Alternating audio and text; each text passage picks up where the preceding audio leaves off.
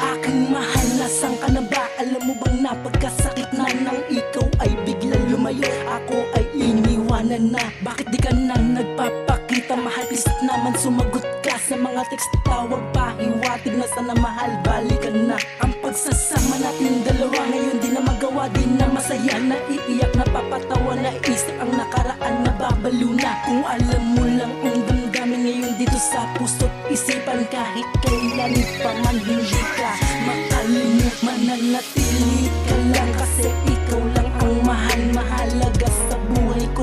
Magpakailanman ikaw lang ang nagbigay ligaya, sana wag naman na ikaw ay mawala at mapunta sa iba. Sa piling ko, sa tingin ko, sana magbalik sinta ang isang babae na nagbigay pahalaga sa isang katulad kong ito. Nagmahal lang ng totoo dahil tanging ikaw lang ang mahal ng puso ko.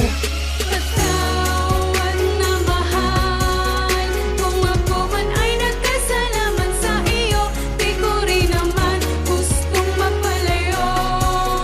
Di ko lang alam kung paano magbabalik ang pagmamahalan nating dalawa.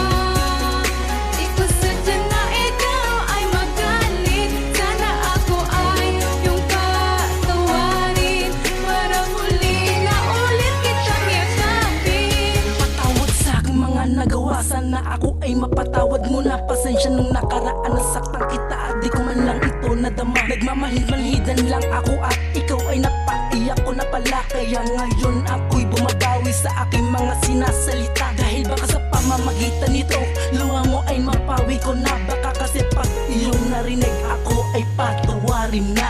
Sana nga, sana nga, sana mangyari na yon, para di na rin ako nasasaktan ngayon. Sapagkat sa tuwing gabi, ako ay nahihirapan, kirot buot lungkot tuloy itong aking naramdaman. Halos hindi na makakain dahil sa galit ka sa'kin. Oo, aaminin ko, ayaw ko na mawala ka sa'kin. Ayaw ko lang kasing ganun lang itong damdamin ko, na ibang babae pa pumalit pa sa'yo kasi nag-iisa ka lang.